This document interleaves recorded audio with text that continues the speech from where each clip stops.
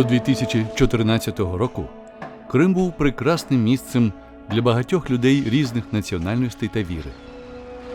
Вони жили у мирі, працювали, вчилися, створювали сім'ї, ростили дітей.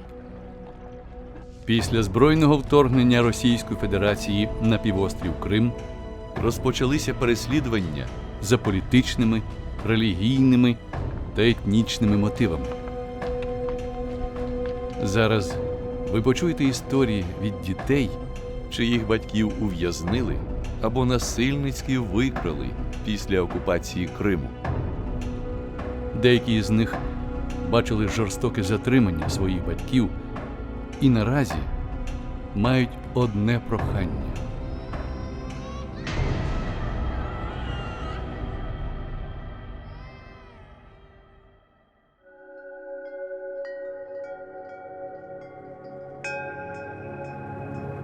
У нас возле дома есть вид, балкон, и там можно смотреть на горы, и иногда там спускается туман. Знаете, как какое-то одеяло вот так вот спускается, и очень-очень интересно на это смотреть. Я живу в Ялте, это такой не очень большой город, в нем есть много достопримечательностей, есть море, набережная, на которой очень интересно и классно гулять. Моя семья состоит из 4 человек: папа, мама, брат и я. Мама у меня очень добрая, и она очень-очень вкусно готовит, и она постоянно меня поддерживает. Брат, его зовут Бекир, ему 14 лет. Он перешел в 9 класс. И еще у меня есть папа. Его зовут Эмир Усеин. Ему недавно исполнилось 45 лет. Я помню, что папа ходил на работу с папкой и с очками и в разных красивых костюмах. Мы с папой гуляли. Я уставала, потому что я была очень маленькая.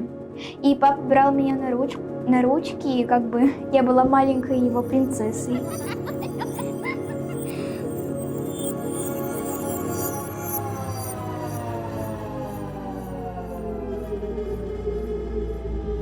Я помню, как рано утром в день обыска меня мама разбудила с братом, одела. И я сначала подумала то, что папа просто уходит на работу, и они отмечают какой-то праздник, я не знаю. Но потом, когда папа не вернулся, я подумала, почему папы так долго нету. Очень-очень скучала по нему, даже потому что это был не очень такой маленький срок. Но потом он вернулся, но я это смутно немножко помню.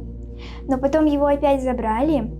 Если бы папа видел это видео, я бы хотела бы ему передать: нам тебя очень сильно не хватает, потому что ты наш единственный такой особенный человек. Мы тебя очень-очень сильно любим.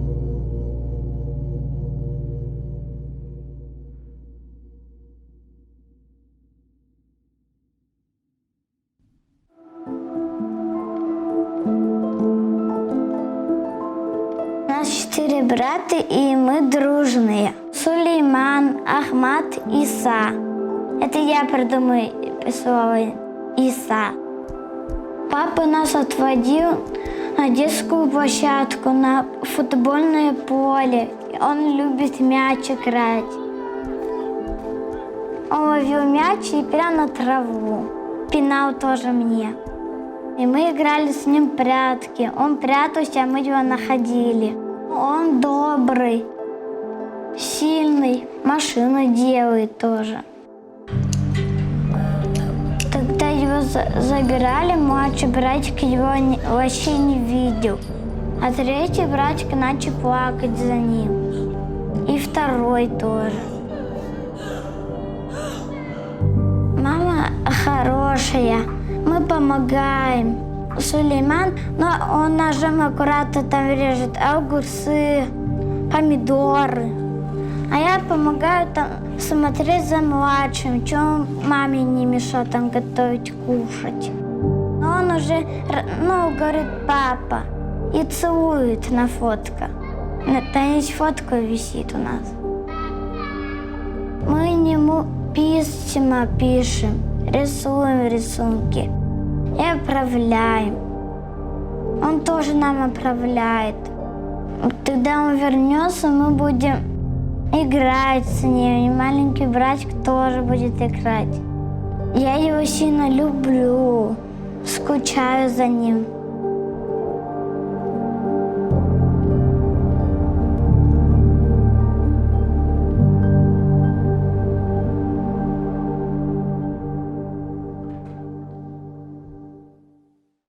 Папа, он как бы самый главный в нашей семье, мы его все очень любим и ждем. Вообще у меня очень много с ним воспоминаний. Я когда сплю, мне очень часто снятся именно какие-то сны. И без разницы, это веселый, страшный сон. Вы знаете, как на видео паузу ставят? Пауза ставится, проходит несколько секунд, сразу у меня включается момент, там, где я забываю, как маленькая, не помню, сколько мне даже лет было, 6-5, может. Мы с ним были в Ашане, там в развлекательном центре, и мы там вдвоем плавали на лодочке в виде лебедя.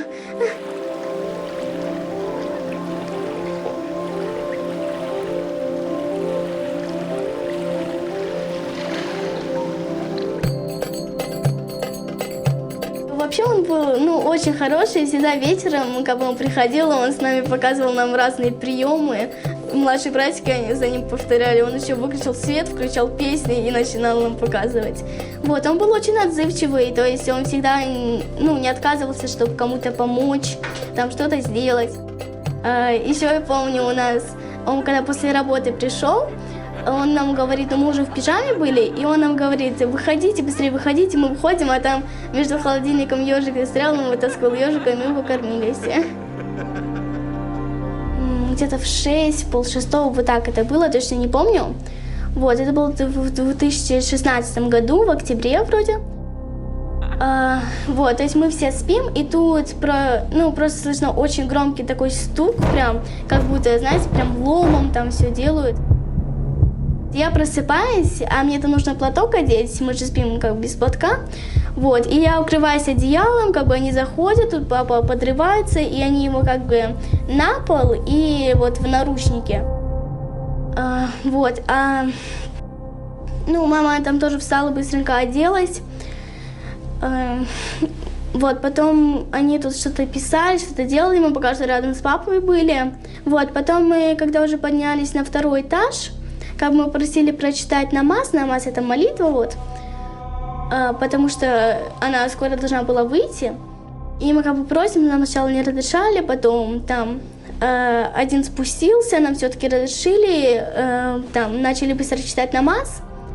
Потом, когда я сидела на своей кровати, ко мне подошел кто-то из ФСБшников, и что-то начал говорить, честно, я абсолютно не помню что, и мама меня просто забрала, как бы, и в какой-то момент просто папу вывозят, его увозят на машине, этот большой специальный, и его увезли, там мама была пока что на улице, и немного плохо стало, сразу после этого там все снимали, там, а я просто, не знаю, я просто плакала, я не знаю, как себя чувствую.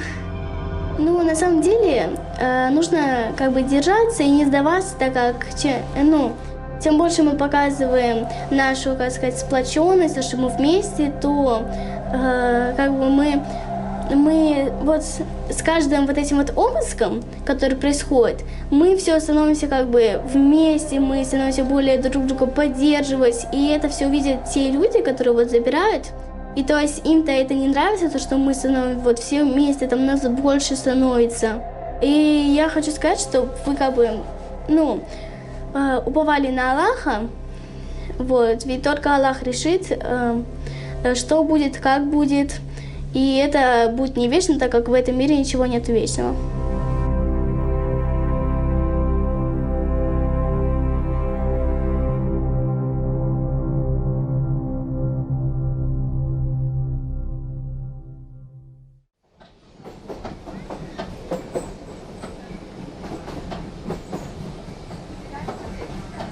У мене був, я вважаю, хороший батько.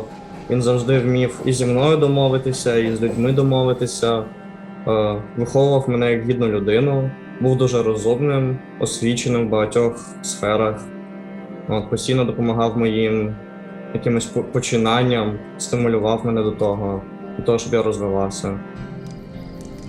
Ми постійно виїжджали за місто на природу різну. Таке найяскравіше, що пам'ятаю, ми поїхали в Бахчисарайські, там біля Бахчисараю є гори. Ми туди з ночовкою в наметах пішли. Дуже файно все робили, там смажили їжу на багатті. Коли почалася окупація, він ходив на мітинги постійно, завжди був в гарячих точках. Потім він допомагав військовим, які лишилися на всяких своїх постах. Він допомагав їм виїхати з Криму, попасти їм на Україну. Тобто все це проходило майже через нього, і там декількох його друзів, вони все самі то робили. Я ще тоді доходжував до школи там останній тиждень, і в один момент він мав мене забрати зі школи після обіду. Але не прийшов, не забрав мене. Потім довелося мамі приїжджати з роботи мене забирати, і потім з того моменту він вже не відповідав на дзвінки, і ніякого контакту не було. Там наразі нічого не відомо про батька, де він, що з ним. Наразі вважається, він зниклим безвісті.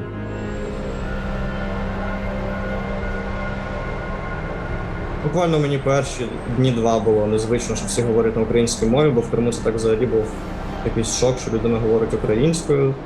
В школі це майже не вивчалося, мова. Так, буквально як додатково, як якась німецька, щось таке. Буквально там вже через день-два я вже повністю перейшов на українську мову, вже спокійно зі всіма спілкувався, то поступив до школи, мене взяли. І там вже через пару днів так само всім було цікаво, що звідки я, як то так. Так, я очевидно розумію, що це все неправильно, що в нормальному світі не мало би так бути ніколи. Але вже це не перший раз в нашому світі стається і не останній. Тому я вважаю, що світ такий, кожен живе для себе і не зважає на інших людей. Можливо, це неправильно, але в такому світі ми живемо і майже ніяк це не змінити, тому, не сказати, що я це повністю прийняв, але я розумію, що на таких найвищих етапах з людьми нема сенсу боротися, що варто налагоджувати своє життя, і розуміти, що всі люди різні, кожен живе по-своєму, кожен живе для себе. Можливо, якби була інша влада, якби були інші обставини, можливо, такого взагалі би не сталося нічого. Якби я щось міг би змінити, я би тільки вернув тата.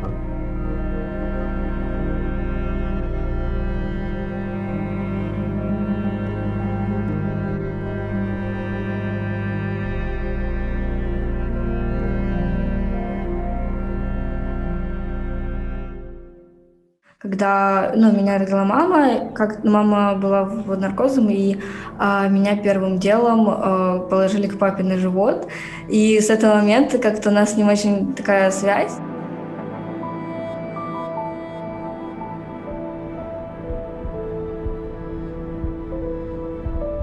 В 2017 году мой папа пережил инфаркт, и для нас это стало неожиданным ужасом. Затем еще позже, через несколько месяцев, мы узнали, что у него хроническая почечная недостаточность 4 степени. И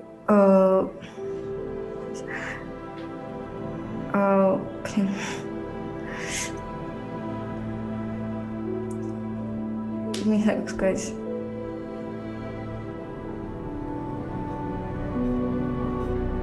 Спустя очень долго времени в больнице, обследований, мой папа и врачи, они все-таки нашли лекарства, которые ему подходят и для почек, и для сердца.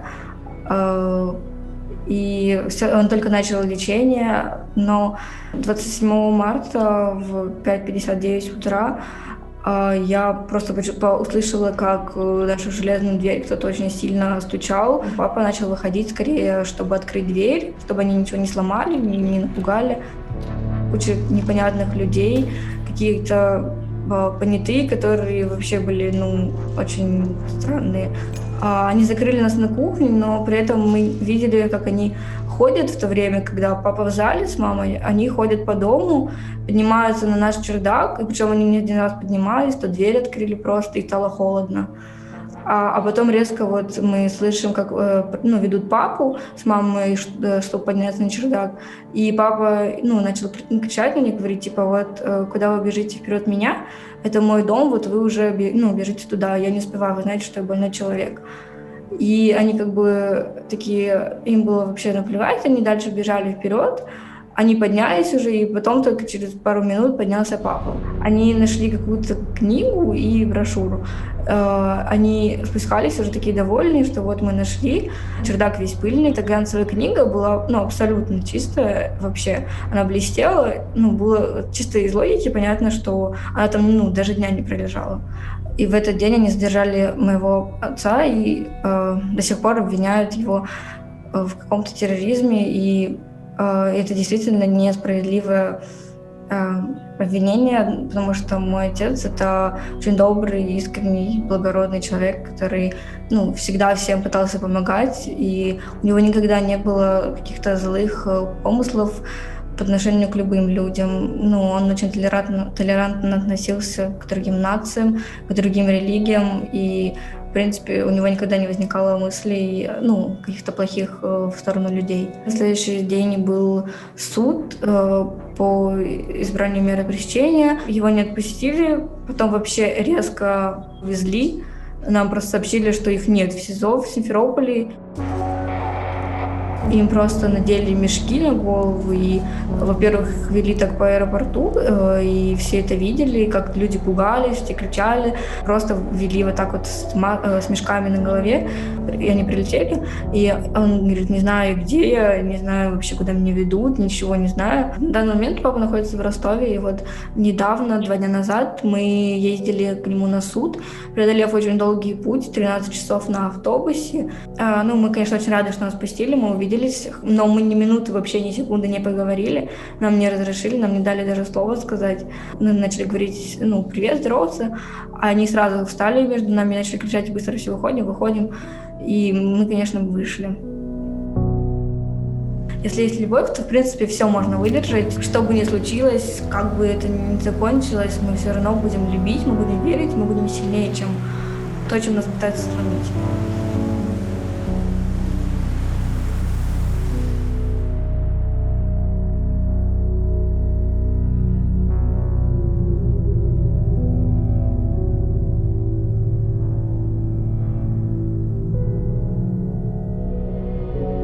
Це далеко не всі діти, з якими сталася подібна біда.